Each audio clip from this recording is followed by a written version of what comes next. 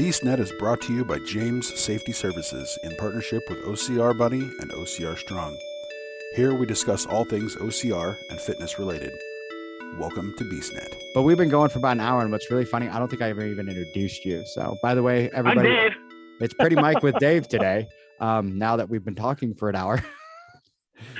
Common Man OCR, Pretty Mike. Yeah. Fun stuff. How you doing? I'm doing all right. I actually went for a swim earlier today and just got back from a run, and I took a shower, toweled off, and I think I'm wetter now than before I took the shower. So that's about. What's the temperature over there? It's not bad. It's really muggy today. You're right. Well, you're right with the water too. Yeah. I think it's only about 95 here right now. Oh yeah, it's not even near that. But we don't have humidity to speak of, really, except down right by the river. But here at my place, I'm up my canyon here, and it's dry and arid, and we don't have humidity to speak of whatsoever. So that's okay. Yeah. According to what the forecast, it's 82 degrees. So okay, so yeah, that's not bad. But you probably have 95% humidity or something. Yeah, and then it's it says on what the forecast, if you've ever used it, it says the asshole sun is shining again. So. It's like my favorite weather program because it has some of the funniest things. It's like, okay, I gotta check that out. Yeah, what the forecast. Just wait till you move to Texas, because it's just going to be hot as hell. Hell will be cooler. But... I know, but it's what the wife wants, and it'll make her happy. So hey. She likes the heat, and I mean, I've sacrificed. She sacrificed a lot so that I can do some of the things that I wanted to for years. So. Sure. It's my turn now. So well, good. Then when you guys move to Texas, I have somebody else to come visit when I'm going down there for the races. Oh yeah, you going to Dallas this year? That's the plan. It's it's the day after my birthday, so we'll see if I get there. And I was going to be in LA this weekend for the stadium race, but I'm not paying $8 a gallon for gas in LA. It's just not happening. I'd have to drive. So that's the same reason I missed the Dallas stadium in June, was just the gas prices and the airline fares were too dang much. So I've had to bag my 2 stadium races so far this year. My goal is to be in San Francisco in December. My plan is to fly out the day after my birthday in October for the Beast and the Sprint there in Dallas, or in, what is it? Not Glen Rose. Well, wherever the heck is that. Yeah, now. Wherever it is, but that'll be there for the. I'm signed up for the Beast, but I have a feeling that it's going to be the Ultra. But are you a glutton for punishment? Or are you just like flat courses, or what? I am, and I've just got some friends that are wanting to do it, and they kind of want someone to do it with, and I'm like, well, sure. I kind of want the brake pad, but not really. I mean, I have the better one. The brake pad. You've seen the metal, haven't you? It's a freaking brake pad. It looks like a brake pad. I'm sorry, I've never heard anybody refer to this for years. Ultra metal is that, but that makes me happy. It's a glorified brake pad. That's funny. Oh, well, you get so much trouble. I'm a Spartan ambassador, and I'm sitting there making fun of. So am I. I'm on the street team as well, but it's you got to give it to Spartan and all these other folks that design metals and whatnot, because they got to go with what is going to be cool but also cost effective. Yep. And it's like, yeah, y'all got a discount on that one, didn't you? So I think so. I think it was just one of those ones. They're like, let's go with this. This looks really good on paper, and then they print it, and someone's like, hope they don't notice it looks like a brake pad. They just called it Bendix and says, hey, you got any spare brake pads? All right, thanks. Yeah. This year's your Ultra is sponsored by Ray Bestis. Exactly. There you go. But that's that's okay. It is. It's one of those things. I had this conversation the other day about the metals and everything, and I'm like, it stopped being about the metals for me a while back. It's more about the experiences, and that's kind of what I'm thinking. I have a friend that wants to do the Ultra, and I'm like, I might as well do it with him. I mean, he wants to do it, and he doesn't have anyone going with him, so it's like we're about the same pace. It's Justin Wiley, and I'm like, might as well. I know Justin. Let's do it. Well, and I've got my metal wall in the house here. I tore it down. You can rebuild some stuff in there. And, I got a bunch of medals in there. I wasn't allowed to be an athlete when I was a kid because we were just too poor. So this is the first time in my life I've really been considered any sort of athlete. So the medals are cool and everything, but yeah, it's a lot about, for me, the experience of like, hey, I got to go to Texas. Hey, I got to go race in Canada. I got to, in your case, I got to race. You got to race in Hawaii, and things of that nature. And it's like Tough Mudder, right? Where you get the as Joe just said, it was the terry cloth headband. My first race was in Canada in Whistler in 2016, and I got the headband. I still have the headband. Okay, I remember the hell I went through to get through it. Doesn't matter what the medal was. So yeah, and that's it. It's the memory. I've had one of those things that's just like, like I used to be very particular. I came home once I finished a race. I have a wall that all my medals are on. I was very specific about how they went up there. I mean, and it sounds stupid, but it's like an OCD brain that I get every once in a while. And it's like the marathons were in one spot, the 5Ks and the smaller ones were in another. The Spartans had their own area, the mud runs had another area. And now it's like you go in there and there's just a pile. Yeah, because this year I've just kind of been like too much. This year I've just kind of walked in and there's a pile right underneath the wall where it's like, yeah, I need to hang those up eventually. Well, I've noticed that with like the t-shirts, where wait, I've got this stack of t-shirts that's now, 5 feet tall with all these finisher t-shirts I've had. And it gets to the point where it's like, okay, I need one, like for Spartan, I need a beast, a super and a sprint t-shirt in my size. And the next race is, okay, I need this size for my dad. I need this size for the girl I really like. I need this size for somebody else. And I'll come back and I'll give them to my dad. I'll give it to this girl I really like. I'll give it to somebody, my friends at the gym, to kind of motivate them to just keep going. I say, I don't need 4 of Spartan super t-shirts for the year in my size. I don't need that. Well, I did that a couple of years ago, and it's so funny because when we moved, they all ended up back in a pile. I'm like, I went through and all the ones, because I usually do like 13 races a year. Yeah. Of the Spartan. So I'd end up with like 13 different shirts. And I'm like, I only need, like you said, I only need one of each one. So I went through and pared down. So I only had one of each race for each year. Right. And all the rest ones I put in a pile. I'm like, I'm going to take these to the Goodwill, get rid of them. And then when I moved, somehow they ended up back in my pile of clothes. And now I'm like, shoot, now I got to go through them all again. Well, that's what we ran into with my reconstruction doing here in the condos has been like, how many race shirts do you have, Dave? Do you really want to know? No, exactly. No.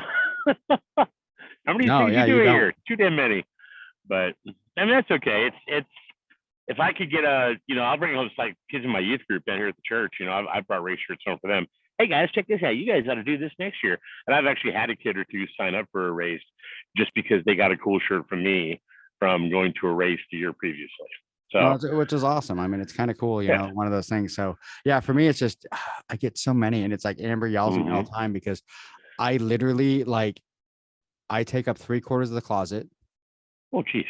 And I have also, my dresser is twice the size of hers. Okay. Yeah. Okay. Yeah. That makes sense. And almost all of it is t-shirts and running shorts. Yeah. Makes sense. T-shirts, running shorts, stuff like that. I mean, now it's becoming swimming shorts because I'm finding the swimming shorts that I like, and it sounds stupid, but you feel faster in certain ones. So it doesn't. I don't swim nearly to the way you do, but trust me, knowing hydrodynamics, it does not sound stupid whatsoever. And it's one of those ones. It's like, and I feel bad for anybody that has to see me in these shorts, but whatever. Well, because it's basically they're like it's long underwear. I mean, it's underwear that comes down to my knees. That's my swimming shorts. And it's like, there's really barely any difference between those and my underwear. Well, I remember, speaking of that, funny stories about the anybody that doesn't have to see me in this, you feel bad. I remember I was the Spartan Sprint. I think it was 2019, 2018. I don't remember which, but for some reason I was wearing a compression shirt, a t-shirt, compression shorts, underwear, compression shorts, and shorts over the top of that. And for some reason, I felt like the compression pants were like taking on water, right? Yeah. And I remember going under one of the tracks there, and I'm ripping off my shorts. I'm pulling my compression pants off. And as soon as I do that, my buddy who came down there with me, who wasn't racing, he turns the corner and his jaw just drops. What are you doing? Hold on a minute. put my shorts back on, and I start running. And I remember just taking the compression pants, waterlogged compression pants, and just chucking over the fence at it and said, "Here, catch!" Splat. Like, gotta go. But yeah, he still talks about that to this day, how mortified he was. I'm like, well, it's racing, bro. So that's how we roll. It is. It's one of those things. I mean, a lot of people have heard this story, and Virginia loves this. The very first time I ever met Virginia Nicholson was at a hurricane heat. Like right before it started, I came back from, I left work, went straight up there. Where right before it started, we're out in the parking lot, and we've never met. She's parked right next to me. We're the only ones in the parking lot. And I just turned and looked at her and said, "I'm about to be naked. So if you see anything, it's your own fault. I have warned you." Oh, that's funny. Oh, well, she just kind of gave me this look like, huh? And I'm like, I'm about to strip because I was wearing work clothes. And I'm like, I have to, and I was an office person. So I had like nice clothes on, and I'm not wearing those for hurricane heat. I'm like, I'm about to be naked. And at this point, you have been warned. If you see anything, your fault. Yep. And I've done that before. It like, what I'll do is I'll park out like on the corner of a parking lot somewhere, like at a, hurricane heat or a race or whatever. And, I'll open the side door or the back door, my door. Okay. And then just like, I call it a power strip. So just like get everything off really quick, put everything else on real quick. And I may be dirty, on the under layers, but it gets me into semi-clean clothes that I can get in the car and drive home in. Yeah. And people, they see very, very minimal. I did this at Mud Factor down at Tri-Cities here a month or two ago. And that was a cute little race. It was like a 5K, just little tiny obstacles, nothing real big. I didn't know they were still around. I did them years ago, like 7 or 8 years ago. I did a Mud Factor. I'd never heard of it, and then I just happened to see the advertisement. Like, shoot, why not? I got a race, and they had it at the MX Park down by Richland, and they had a nice little water slide, or not a water slide, but like a slip and slide kind of thing, and all that, and it was really cute. And I get out to the car, and I'm like looking around. Okay, cool. Doors. Okay, done. I can drive home now. Dirty as all heck, but I had clean clothes on, so I was all right. I did that at. What'd you think of Rugged Maniac? Just for some of my races. It was okay. I'll be honest. I may have skipped a couple. You may have what? I may have skipped a couple obstacles, but I did too. But it was one of those things for me. It was, I have, like some people know, I had the Ragnar coming up, and then I have multiple triathlons. I have multiple Spartans, and then I have the Ironman in September. And I'm like, I'm not doing anything that's going to take the chance of me taking an injury on something simple, because Rugged Maniac, you're not paying attention. You're just having fun. Right. And I did tweak my knee because someone slid down the, I had my ultras on. So of course I have good traction, and someone else that had just tennis shoes on slid down one of the hills and smacked right into my leg and kind of tweaked my knee. Like, ooh, but it wasn't that bad. I still did okay. I mean, I did the Ragnar over the weekend and, did okay with that, but I mean, it was fun. I mean, it was nice, easy, but I mean, that's kind of not the sound. You get what you paid for, but I didn't pay for it. So. Well, I actually had a kind of an epiphany. My buddy Brent, the Fallible Man, he went with me, and we've been doing this race together for a couple of years now. And the last time I did it in 2019, he wasn't with me. But every time we did it before that, I had to stop and I had to catch my breath, and I had to, there's like a bunch of obstacles I couldn't do or wouldn't do. So I walked around them. And this time I was actually pleased because I was not only getting ahead of the full pack on, which was great. We're all helping each other, and it was awesome. But we signed up for Rugged Maniac X, so multiple laps. And we got through 2 laps, and we missed the cutoff time for the 3rd lap by 15 minutes because we were helping people, which is fantastic. But I didn't have to stop once, and I got 44 out of 50 obstacles completed. That's awesome. So I'm just, thank you. I'm just like, dude, improvement. I said that to Joe Sena, and he's like, hey, improvement. Like, yay, I finally got recognition. But yeah, it was.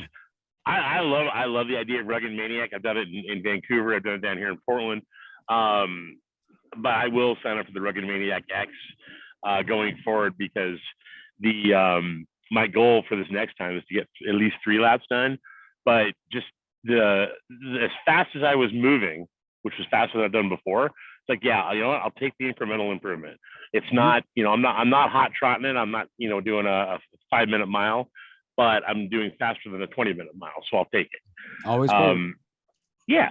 And that's one thing I run into with, like, when I go to Dallas this year. Dallas took me almost 7 hours, I think, a little over 7 hours.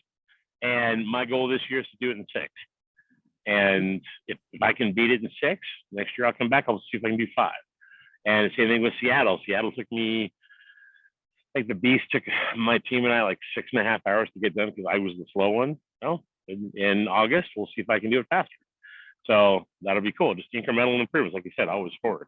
Always forward. Yeah. Yeah. No, my problem with rugged, what I worry about is I don't like their hanging obstacles sometimes because I don't know what's in the water.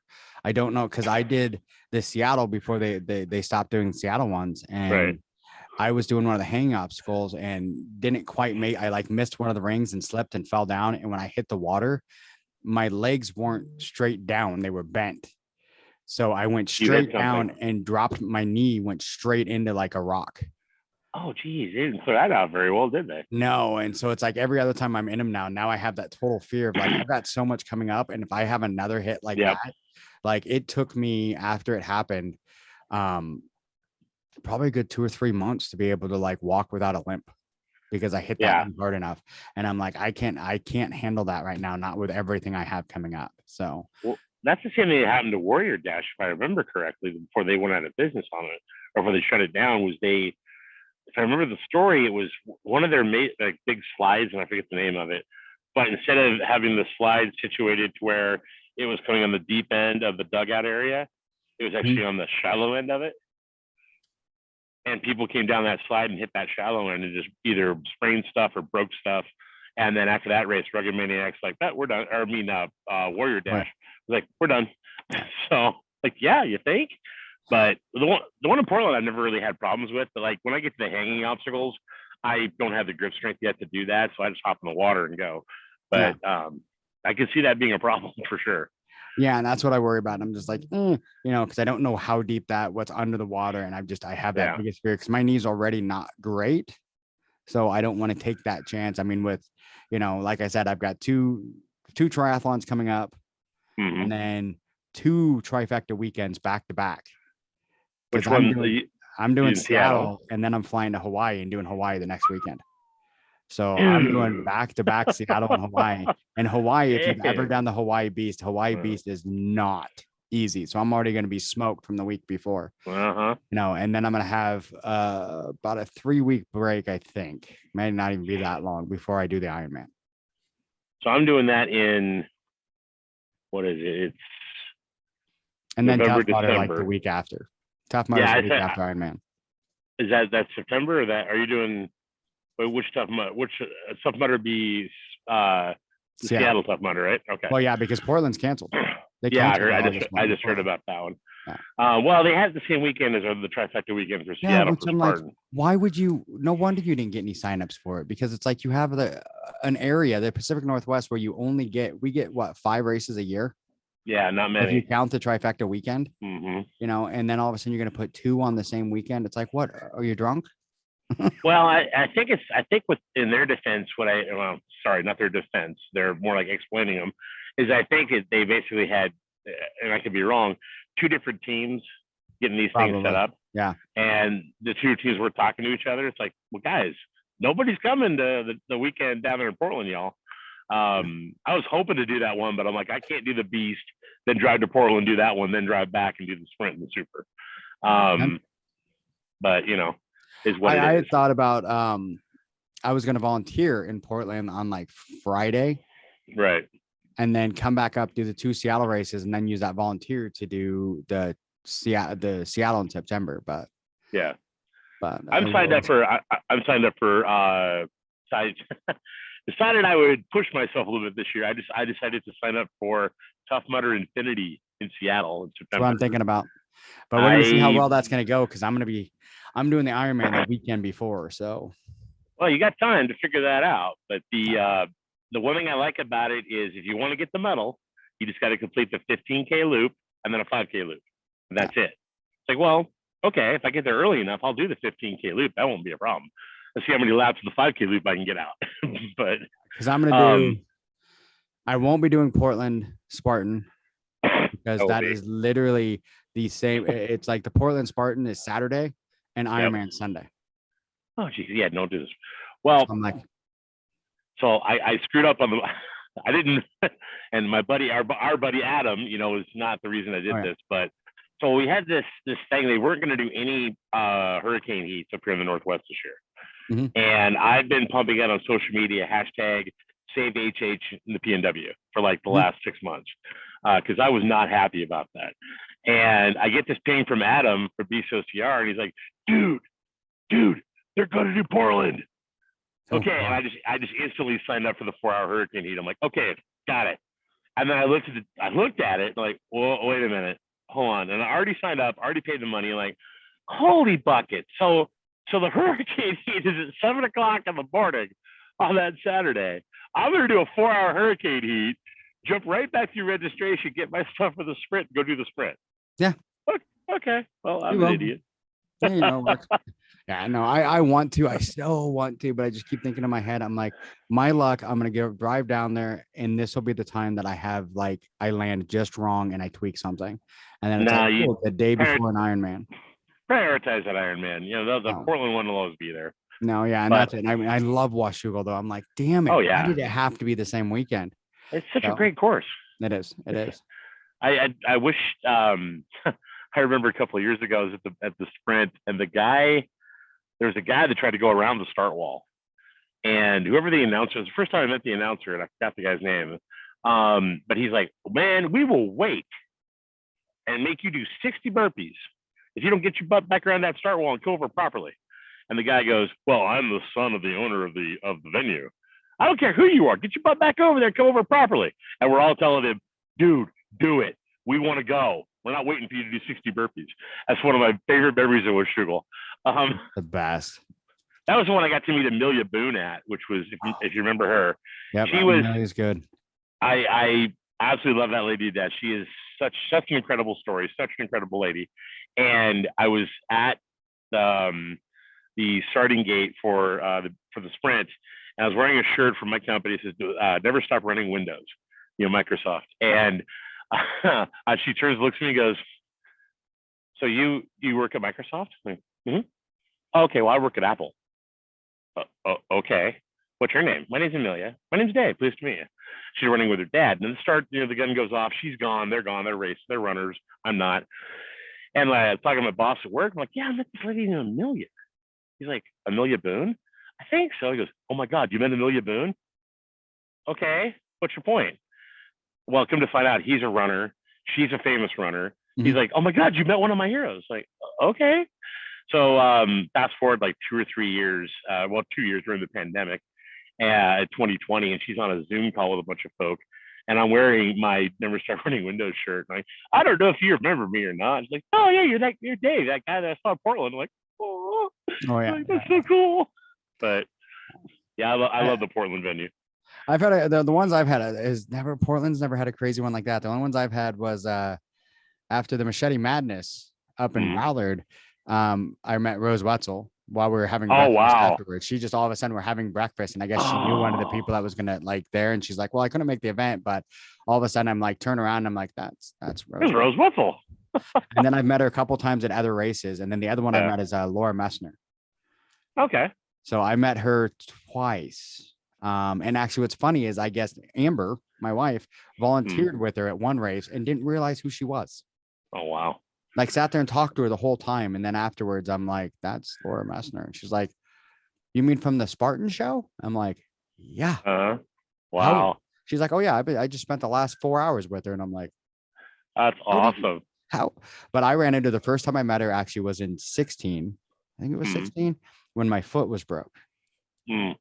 And I was in Hawaii actually. Oh, wow. And I was at the spear throw, and don't tell anyone, I missed on the first throw. And she turns and she looks at me and says, nobody's looking, do it again.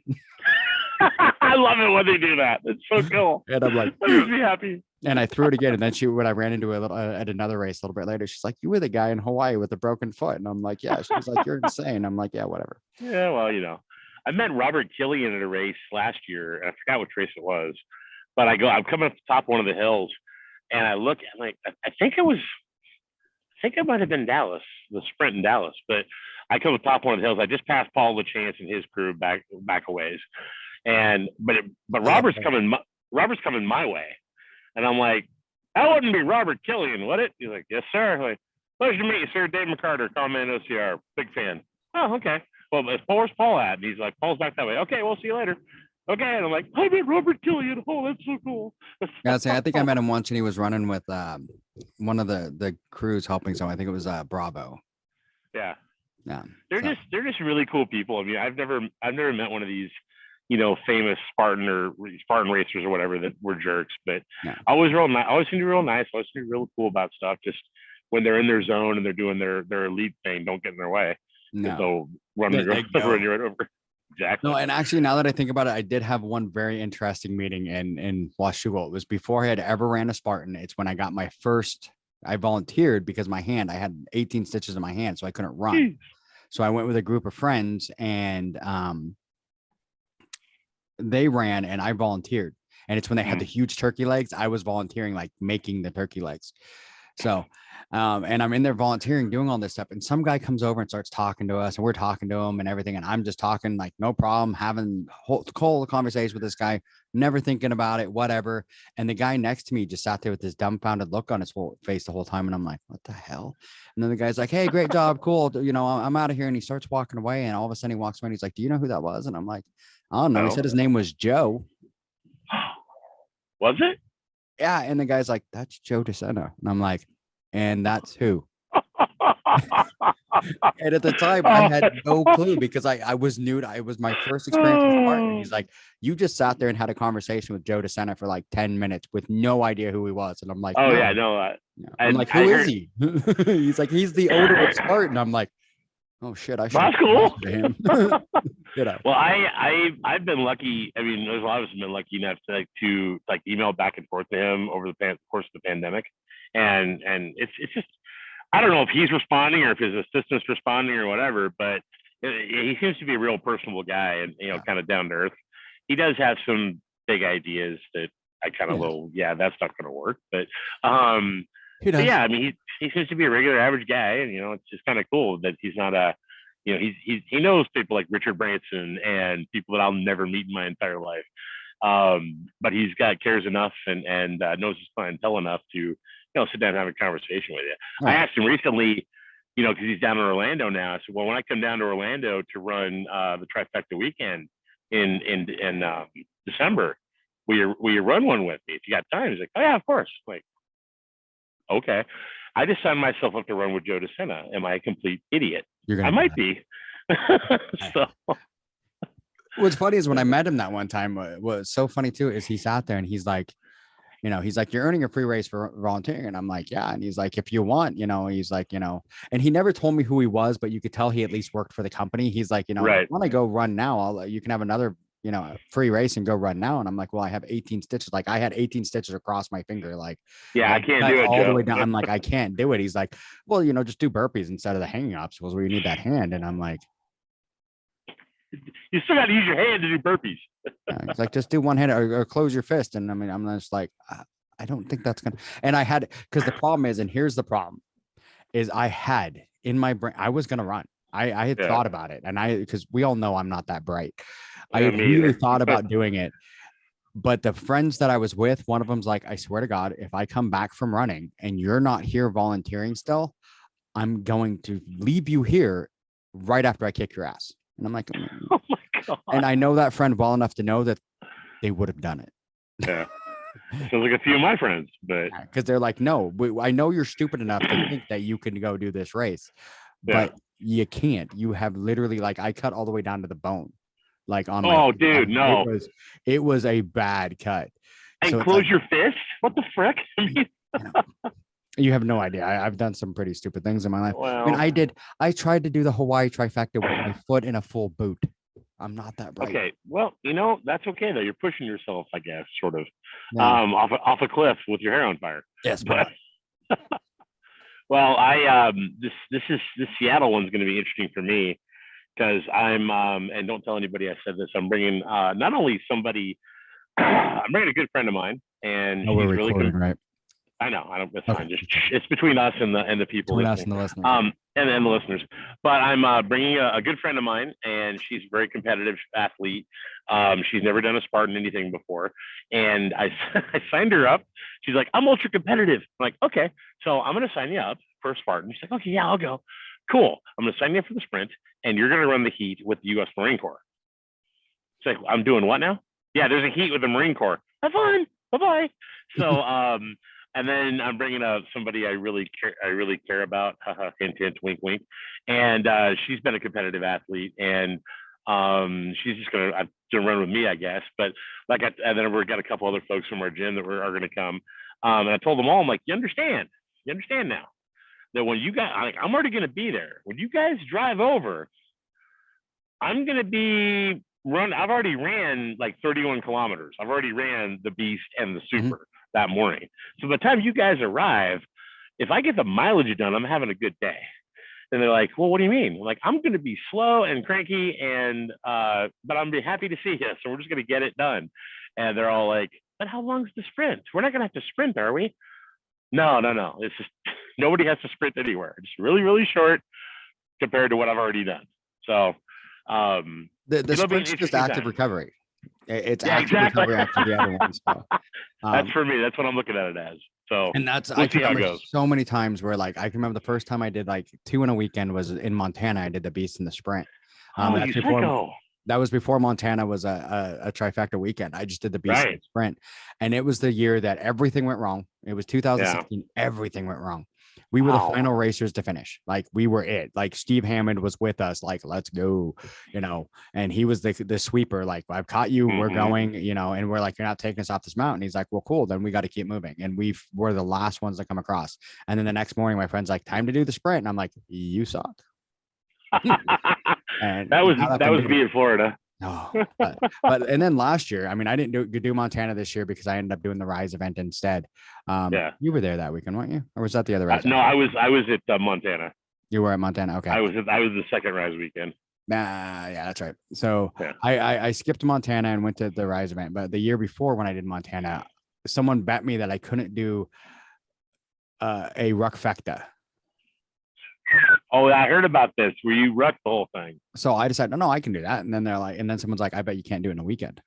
And I'm like, oh, sure, no problem. And then I'm like, yeah, I'll do Montana because, well, I'm stupid. Because you're crazy. Yeah, exactly. So I did the entire thing. And there's a couple of videos of me like doing the obstacles with the full like 20, and it was only 20 pounds. People kept trying to say it was 40, and I'm like, no, it was only 20, but still 20 in a ruck for the whole race sucks. It's enough, yeah. But especially that. What's that hill in Montana? That one major power hill where you can't see the top of it? The FU Steve Hill. That's what we call it. The FU. Here, Don, you're gonna have to bleep this. The FU Steve Hill. That's what we call it. I tell Steve flat out. This is what I call this hill because you put it here for no reason besides to just suck. So yeah. Well, when we went up there, because I'd never been to Montana before, and I get to Montana, and I volunteered for the Beast. I volunteered for the Beast the day before, and I was one of the refs. That was really cool. Everybody did burpees on the monkey bars. Everybody got burpees because nobody could hold on to the monkey bars because it was raining all the time. And then it dried up, and then everybody started doing it right or being able to get it done. I felt so bad for folks. I'm like, hey, you got a red headband. You failed burpees. But the next day I ran the Super. And I get to, if you know Dave Bax, he's one of the Spartan team members out there. I love that guy. And he's like, I come down the hill into what they call Obstacle Central, where it's that one flat spot on the mountain. And everything's there. Like 4, 5, 6, 7 obstacles there, whatever it is. And Brother Bax, hey, Brother Dave, how you doing? And we just had a good old time chatting. And then like he goes, well, now you got to go up that hill. I'm like, I look at the hill and I'm like, are you freaking kidding me? Okay, then. And I just start marching up the thing, and I'm yelling to folks, like, if you can hear me, if you're at the top, say so. Nobody can hear you. You get to the very top of that, and you're yelling back at folks, nobody can hear you. And I did Bloomsday in Spokane the weekend before, and they got the Doomsday Hill, right? Mm-hmm. And it's only like a 6% grade. This makes Doomsday Hill look like a Sunday school picnic. Well, you're forgetting about in the middle of this is there's a false top. Yeah, I know. That's you're about halfway up, and you're like, "Oh, I can see the top. It's right there." And then all of a sudden, you're like, "Mother, there's a whole nother hill. Where the hell did this come from?" Yeah. We finally get to the top, and I'm just like, that sucked. And then we keep going. Yep. The coolest thing was for me was like getting on the very top of that mountain, and they got the A-frame and I think the rope climb up there. And I can't do rope climbs yet. I know the technique, but my ankle can't handle it, and it's just not great for me. I just rope burn every time. I get rope burn on my legs every time. Well, you are a stud, and I am a dud. But I'm not. It took me a long time to get there, but yeah, now it's rope burn every time. So I'm getting there. But I get to the top of the A-frame, and I'm looking out, and I was gonna do my A-frame picture that I normally do, and I'm like, wait, I'm really high up. And then before you get to the A-frame, there was a point that you could just see the entirety of Flathead Lake. Mm-hmm. And everybody just come up to that point, and they just stop. They're just doing this. Yeah. And I'm like, okay, yeah, this is why I do Spartan. This is why I do this stuff, for these kind of experiences. Back to our previous point. This is cool. I would never be up here unless I was doing this. Yeah. So, and that's like, that's what I tell people all the time. Montana and Hawaii are the same way, where you have these insane, stupid climbs. Yeah, and then all of a sudden you hit a point and you turn around and you're like, I think I've died, but this is heaven, because it is amazing. It's so pretty. And you're like, this is amazing. I could just lay down here and die, but I know I have to continue because it's a Spartan. But, yeah. Well, you know what Steve did? I found out, because I didn't see this part from the beast. So you come you come off the rope climb, you're heading back down the hill, or back down the mountain, right? Well, for the beast, it was straight down. It was straight down to the lower clearing on the where they had the Atlas stones. Well, for the super, somehow he decided to do this whole switchback thing, which I think was harder. But we're just doing this bunch of switchback stuff, getting down to the Atlas stones again. And it was interesting because like I said, never knew that people came down that hill the other way. And I had a bunch of beasters, that were there to do the beast the other day, and they're like, "Hey, you see that? Yeah, we came down that yesterday." I'm like, I'm so glad I didn't do the beast. Son of a. And I get to a point where they do the diversion between the beast and the sprint, right? Mm-hmm. And I like, okay, so I'm gonna, God, I really want to go that way with the sprint, but I'm not doing the sprint. I'm doing the super. So I keep going. I'm out there by myself. I'm like, okay, where the heck is everybody? Am I that slow? And I get to like there's another little hill we had to climb, and like, I really hope I'm not the last one, because I hate being the last guy crossing. And I meet up with another guy, and he was actually just ahead of me, and he was slow too. And we decided to just hang out together, and we get that back down the hill, and then we go over toward the spear throw and get to the last bit of mud. And I get to the slip wall. The slip wall is not my friend. I know how to do it, but it's not my friend, especially when it's raining and gross, because I've fallen on my face in that thing more times than I can count. I looked at the slip wall, and I'm like, nope, walked right around it. Like, screw this, I'm out. I'm not hurting myself today. And did the fire jump. Like, okay, I was the very last person to cross the finish line again. Like, dang it. So Montana's on my list next year to see if I can beat the tar out of it, because I'm coming for that one. I'm still going to do the super. I don't think I'm there to do the beast just yet, but we're getting there. Well, see, that's what a lot of people know about me is when I started Spartan, the very first, like I said, I volunteered in Washougal, but I couldn't race because I had a huge cut in my hand and I couldn't race. So I got a free race for that. And then, I'm like, well, where should I use this? I don't want to wait till next year, because at that time, the only race in the Northwest was the Portland race, because this was 15. It was 14 that I volunteered, 15 when I was going to race. Well, I'm like, well, hey, there's this race in Montana. Let's go try this one. This sounds like fun. No research, no nothing, no understanding what the difference between a beast and a sprint and nothing. I'm just like, hey, this Montana race sounds fun. And that time it was just a beast. That's all there was in Montana. It was the very first year they did it in 2015. Right. The Founders race. Founders race, yep. Yeah. That's where they have the real I've heard arguments of 21 to 24 miles in Montana with obstacles I've never seen again.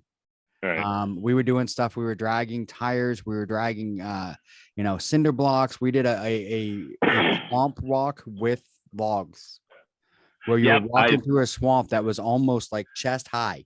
I think I know where that's at of that course too. Yeah. Oh, it was brutal. And then people were dropping the logs and leaving them. in the swamp. So you're tripping over. I mean, it was like, if it hadn't been, and that's one thing a lot of people don't know, that's where I joined Beast OCR, was as I was coming in that race, and I kind of joined the Facebook group, but never met anyone. But I met Drew, who was the original Beastmaster. Mm-hmm. And I met him, Andrew, on that race. And it was like, we just joined up and started helping each other, me, you know, him and another guy, and just kept going through. And it was after that I really joined the group. But it was, I never wanted to do a race again. I finished that race, looked at my wife, said, this is stupid. I'm never doing this shit again, ever. I'm done. Never doing this again. But then halfway home, we're driving home and like, well, we volunteered the day before, you know, me and my wife both. So now I have 2 free races. And I'm like, well, you know, I could do Washougal.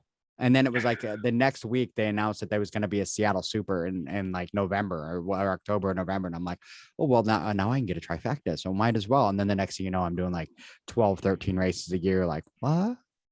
Yeah, exactly. Team, everything else. And I'm like, what happened? What happened to never doing this again? Yeah. Well, that's what I did after my 2016 sprint down there in Washougal. And I think 2018, I did like 10 races. 2019, I did like 12. 2020 was a wash. I did a bunch of virtuals, you know, like we talked about. Yeah. And then now this year, I originally had scheduled like 24 races. And I think I'm, with a couple of them that I've had to miss, I'm down to like 21, I think, for the year. And I've got Canada coming up, the North American Championships. I'm doing the Super up there, but we'll see if I actually get to Kelowna. But you know, I've had a person ask me at the gym, you know, you pay for this year pass and you're signing up for all these races. Why do you sign up for so many? Well, I want to do as many to get the worth out of my year pass, what's it called? The season pass that I buy. But I want to have enough that if I have to miss one or two, I'm not out of anything, you know, so be it. And I've gotten to the point now in 2019, I was freaking out, man. I'm like, I've got to get to every race I schedule. Now it's like, you know what? I can let LA go because I'm not driving my car down there to LA. I can let Dallas go and let the stadium in Dallas go this time, and, you know, try to hit it next year and be okay with that. It's not a failure. It just, you know, crap happens. But I definitely want to go down to Dallas again next year for the stadium, because it's just cool to race up and down that AT&T Stadium. But I want to do it in a Seahawks jersey and see how many people try to beat me up just for fun. No, yeah, because I definitely should. I did have one guy tell me that I probably would get beaten up. I'm like, I'm not gonna wear it out in Dallas. I'll take it off when I'm done. Oh, I will. Race. I've already told my wife when we moved to Texas, I'm wearing Seahawk everything. They can kiss my ass. Well, then we should go hang out together when you're down there next year and go do it. That'd be fun. Yeah, I don't give a shit. Oh well, you know, I will not become a Dallas fan. I mean, I'm going to be closer to Houston. So, I mean, the Texans really, I mean, they're barely like XFL. Yeah, exactly. they're not NFL for sure. No, but they had like one good year, the very first year, and then they went. Are you planning on going to Florida this year? Or are you going to? I want to. We've talked about it. I've thought about it. A lot of it depends on how things go, because the big thing that we're looking at, if everything goes the way it's supposed to, we're going to be moving in January or February. Oh, okay. So you're right about that time. It'd be really close to everything happening. So I mean, it's probably going to be Dallas is going to be the last trip. So if I can make everything work, I know more heart than scars. I want to get down there for the Florida race with more heart than scars, but we'll see. We'll see what happens. I'm hoping. Because I mean, like this year I was only supposed to get one trifecta this year. Right. All I was going to do was San Antonio and Dallas. I wasn't going to do any in Seattle, but then because I was supposed to be going to New Jersey for a wedding, and then that got, pushed, you know, and brought here to Seattle. So I didn't have to worry about that. And now all of a sudden I don't have to go to New Jersey. So now, I can do, all of a sudden Amber's like, hey, we can do Hawaii then. I'm like, okay. And then it's like, well, we're going to Hawaii. And then all of a sudden I'm like, well, you know, I kind of want to do Seattle. I always do it. So the home race, I kind of have to. And maybe I'll do one of the races. Then it's like, well, if I'm going to do one, I might as well do them all. Uh-huh. So now all of a sudden I went from one trifecta to 3. And I'm like, what? I'm on track for, let's see. I'm on track for 4 or 5 this year, I think. I'm going to go do the Seattle trifecta. So I've got one from 2022. or 2021, excuse me. So that counts for this year. And then I've got Seattle Trifecta weekend, the Dallas races will fit second trifecta or third trifecta. Arizona for the trifecta weekend, November, and then Central Florida. Yeah. So if I do Central Florida, that'd be another one. But because I did San Antonio, which I mean, you should have been at that one. It was, but oh, that good, huh? It was one of those ones, and I've told a couple people, it's like I finished it, and I'm like, this is the stupidest thing I've ever done. That was the double lap one, right? Yeah, that was what they called it, the Ultra Super. Oh God. And it was, I'm like, this was the stupidest thing I've ever done. And then someone's like, oh, so you want to do it again? I'm like, no, they sign it up this way next year. I'm doing it again because that was it was the most challenging Spartan race I've ever done. And I've done an ultra. That was more challenging than the ultra. So it was 2 laps of the super was your beast or what? 2 laps of the sprint was the super. Jesus. But it was, but then they added more, there was extra obstacles. So it wasn't just the sprint race. It was the sprint plus obstacles. So you went through, and the first time through, I think I missed like 1 or 2. I think I missed 2 obstacles. Right. The second time through, I think I missed 12. Wow. Because by the time you were done, I was very upper body. Yeah. Heavy. So by the time you were done, my arms were smoked. Yeah. And then I went to go back through and trying to do a lot of the upper body ones like bender. I like couldn't even get my arm up, let alone to grip it, like to lift my arm up to like grab the bar. Yeah. My arms were that tired. And then of course you miss something, and I was running competitive. I had to do burpees. So then I'm dropping down and doing 30 burpees. And then it's just like, so I'm smoking my arms even more. And literally about that, when it got to the rope was the final obstacle. I just looked at it and said, yeah, that ain't happening. And walked over and started doing burpees. And there was one girl that I was running with, and we weren't running together. We just happened to be like, see you at the next burpee pit.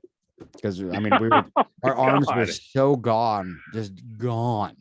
Because I mean, it was just, And then the next day we come in and do the sprint.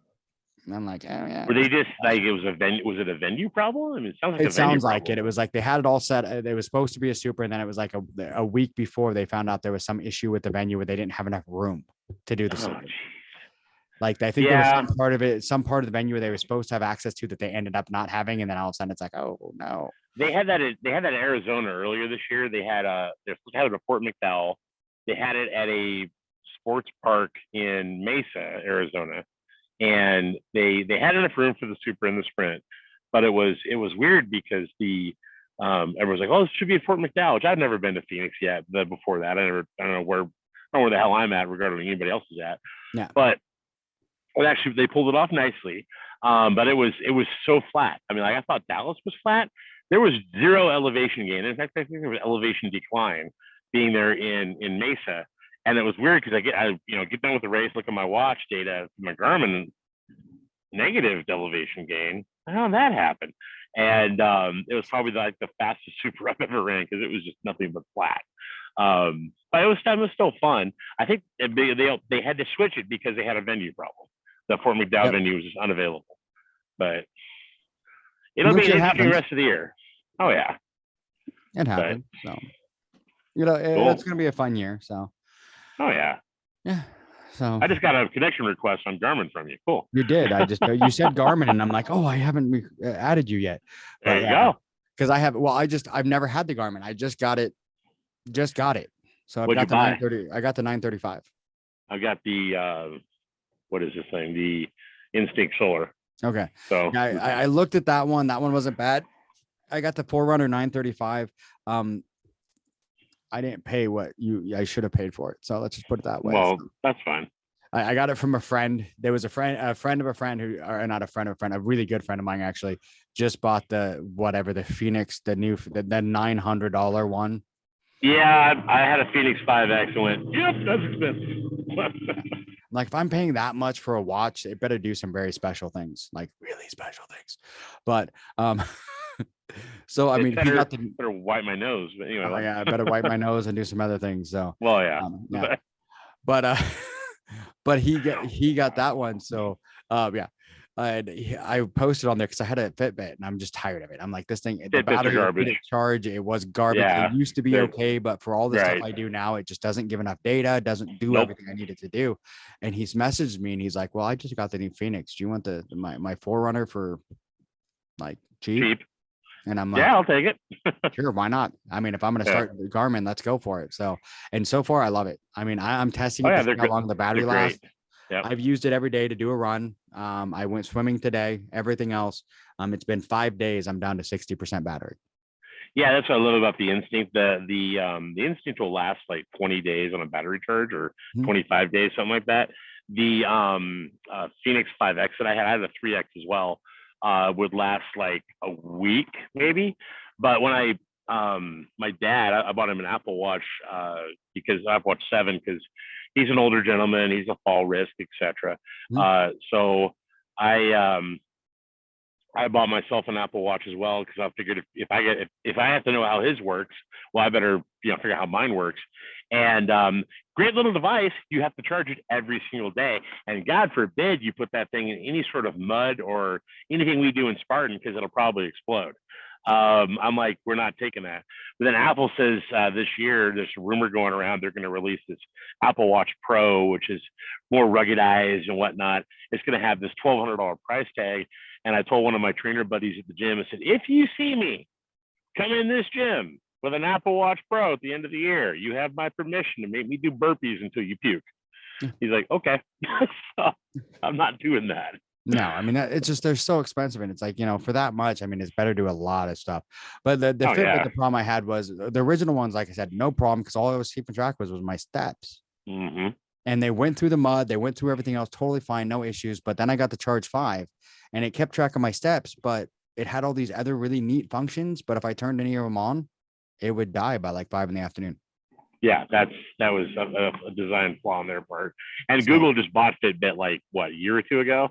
So hopefully they'll fix those problems. But I mean, honestly, like I say, I wear 2 watches now just for data comparison, and nothing beats my Garmin. No. The Garmin is light years ahead of where anybody else is. I've had it for less than a week, and I already love the only thing I don't like is I don't like that big of a watch on my wrist, but I'm used to it. But it's one of those that for everything it does for running, I know my heart rate, I know everything else, where the Fitbit really didn't give me that good of data, where this gives me amazing. Like when I'm swimming, I know what my pace is. I know what the Fitbit would kind of give me, but then I never trusted what it said.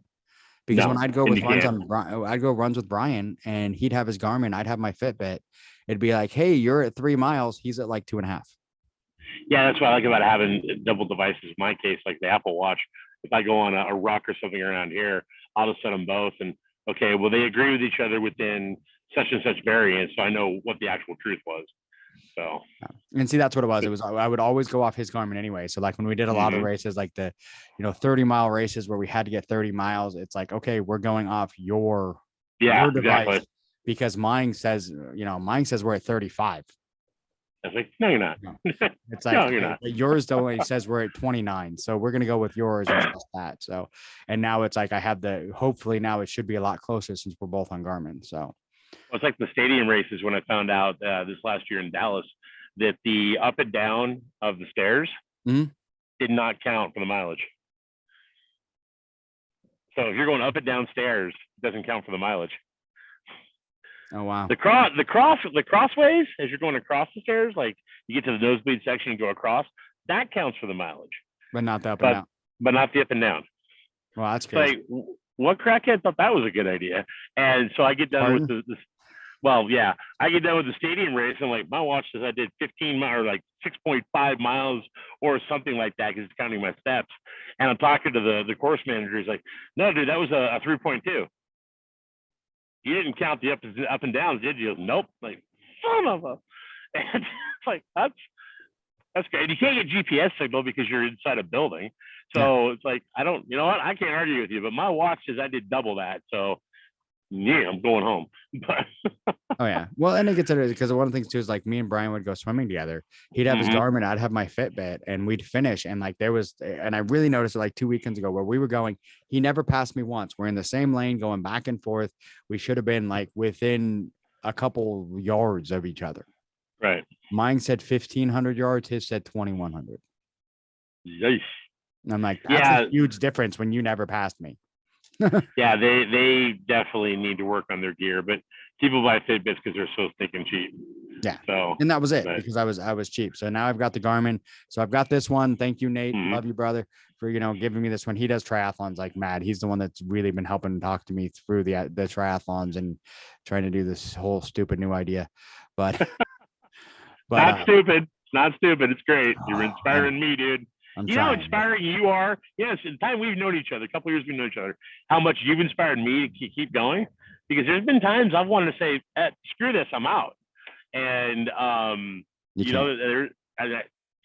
there's there's a picture I put together recently, and it was me in 2018 or 2019 at Rugged Maniac having a really bad day. I had my hands in my hips. I look like I'm irritated. And then me at 2022 going, yeah, let's go. And if not for a certain particular friend of mine, hint, wink, wink, I probably would have quit. I probably would have said, bag it and tag it, I'm out. So she inspired me to keep moving and keep going. You've inspired me to no end just by listening to your story and knowing you personally. And I can't thank you enough, because without these influences in my life, I would have said, well, I'm just going to go fat and old and the heck with it. And I'm not doing that. I'm not going to be that guy. So. No, it's one of those ones what always, and it sounds really, really cheesy, but what always makes me go back is Montana, and like, it was 16 or 17, something like that. And I can't remember the guy's name, the announcer that used to do it back then. But instead of doing the normal Spartan, and I think he got in trouble for this, one of our friends that was good friends with him requested that he do the speech from Independence Day. Oh, no way. Yeah, he did the speech from Independence Day instead of the normal Spartan thing. And I mean, it's like, by the time he's finished, you're like, yeah. And then you start running, you step on the hill, and you're like, son of a bitch. Today we celebrate our Independence Day. Like, yeah, let's go. But that's it for me. It's one of those I pushed hard, and I see people like you and everything else that's pushing, right next to me and all that stuff. And it's like, I can't give up now. It's like Virginia says, I have too many motherfuckers to prove wrong. Well, you remember Dallas, man. I remember Dallas when you caught up to me for doing the ultra, and I'm out there doing the beast, and I'm just sitting there going, man, I want to. And I hear you, and I'm like, Mike, what's up, dude? And I gotta finish. And I got to the very end, and there was two guys running the ultra, and they were the last two ultras to cross. And I start to catch up to them. I know I'm last. I just met the sweep, and I'm like, I'm sitting on one of the little climbs to go over the fences they had there. Mm-hmm. And I'm sitting on it. I'm like, catch my breath. Guy walks up to me in blue shirt. I'm like, you're the course sweep, aren't you? Like, yes, sir. I'm like, son of a, I'm the last guy, aren't I? Yes, you are. Damn it. So I get up and I start rolling out, and I'm like, I got this plan. Like, I'm going to cut the course right here. I screw it. It's just a loop. I'm done. Like, nope, I got to do this right. So I went and did the big loop and came back on the flat stretch. And I catch up to these two guys running the ultra. And one of the guys was wearing a kilt. And him and I met in Arizona again earlier this year. And we were starting to go. And the guy looks at me, the guy wearing a kilt, and goes, yeah, I'm starting to get all pissed off. You're catching up with us. And I'm like, you're running the ultra. What are you griping about? So I let them cross the finish line before I did. So I let them climb the A-frame before I got up there. And like, you guys running the ultra, you've earned it, go. And I was the very last Spartan to cross, but I'm like, meeting up with you, like, no, I got to keep going. I did not fly all the way out here to stop. As Sean Corville says with Spartan, you didn't come this far to only go this far. Yeah. And it was Tough Mudder, actually. And I was like, no, I'm going to finish. Come hell or high water. Freaking, I'll crawl across the line if I have to, but I just spent my time to go. So yeah, gotta keep moving. That was a tough one. That was a tough one. A lot of people, some people know, some people don't, that I had a broken rib while I was doing I didn't know that. Wow. I broke my rib at Tough Mudder. Dude. So I broke a rib at Tough Mudder. So I was hurting while I was doing that race. In fact, when I went to do the cargo net that has that wall, the table you have to jump up onto, the person I was running with, I jumped up to do it, and she heard when I hit, Like she swears, she's like, I heard a crack when you hit that. I mean, you hit it hard enough. And I dropped back off of it, hit the ground, and like the volunteer, the person I was running with, all said they watched my eyes start rolling back in the back of my head, like, I'm done, because I already had a cracked rib, and then I hit that freaking thing again, and it's like, oh god. Yeah, I cracked my rib. I'm gonna die. Yep, I cracked my rib doing the what's the wall? Which wall? Tough Mudder. The big one. Olympus. Mount Everest. Oh, Mount Everest. Yeah, sorry. But what I did is, a lot of people think I didn't do it the way most people think. Most people think is they're running up the wall and I hit it and did it. No. I did it the other way. I went over the wall, turned around to help somebody. And when I reached down to grab him, my rib was sitting on the edge. So as I grabbed and pulled up, it was the force of them, like their weight and my weight up against that edge of the wall, just snapped my rib. Yeah, it was a bad. I'm like, thank God that Ironman was the weekend before that. So I just had pains even thinking, like, I can't get up the wall. I'll climb the net or whatever, the ladder, and I'll go up and help people over. But I got to watch that going forward. Holy cow. Yeah, and it was just one of those, and we're coming off, and I'm running with a group, and I'm like, and I'm sitting there afterwards, they're like, are you okay? I'm like, yeah, I think I just hurt my rib a little bit. I'll be okay. And it was the next obstacle you had to do. You had to reach up, and the second I reached up with my arm, I'm like, holy God, and that's when I knew. I'm like, oh no, I hurt something bad. And then it was about 3 days later, finally, I'm like, I need to go have it checked. And I went and had an x-ray, and they're like, oh yeah, you cracked it. And I'm like, how long does that take to heal? They're like 8 weeks. Forever. And I'm like, well, the Spartan's only in like 4. So, well, I guess I'm doing an ultra with a broken rib. So, yeah. Well, I'm glad I didn't hug you that day. So. It was one of those. It was brutal. So this year I'm kind of, that's the other reason I kind of want to do it. I want to see what I can, if I can do, because I skipped a cut. By the end of it, I mean, I was smoked. I mean, I was dying. Sure. But it was fun. So. Dang, man, that's cool. And I met a great friend. I mean, a lot of people know. I mean, because my wife wants to move to Conroe, Texas, and while I was doing the race, Jamie, who is a great lady. I mean, I love Jamie. We met on the racetrack and on the race and became great friends. Finished together. She's from Conroe. Oh, there you go. So we've gone down there and had when I did the San Antonio this year, we went over to Conroe and stayed for a couple of days and had dinner and everything with Jamie and her boyfriend. And I mean, it's so funny that all of a sudden Amber's like, make Texas friends. And I'm like, I didn't just make Texas friends. I made Texas friends in the town that you want to move to. That's awesome. So well, I'll tell you what, when you get down there this year, if you're down there for Dallas, just save a spot in your garage for me to, bed down in and be all right. Yeah, I won't be living there in Dallas. Oh, that's right. It'll be next year. So, but next year. Sorry. Next year. So cool. Now it'll be fun. So, which is funny, on Garmin. That's what I had to put my name was Pretty Mike, because everyone's like, I look up Mike James and there's like 50 of them, and I'm like, 50 million. I'm like, yeah, okay, so it's Pretty Mike. So Pretty Mike on Garmin. So anybody out there who has Garmin who wants to be friends, I'm Pretty Mike on Garmin. Find me, connect with me. Well, you can see how horrible I'm doing right now on these roads. I have absolutely no idea what my handle is on Garmin. I'll have to go find that out and post it out some other time. But I think it just says Dave McCarter Jr. Probably. I'll have to change that to Common Man OCR or something, but I can do that later. So cool. Right on. All right, brother. Dave, it's been great, and we'll be doing this again soon. So yes, sir. Talk to you later. All right. Talk to you later. Peace. Thanks for listening to the BeastNet podcast. If you haven't done it yet, find us on Facebook, like and share the podcast. Give us a review on iTunes or Spotify. All these things will help to expand the show in the future. Don't forget to subscribe and let us know what you think and what you'd like to hear.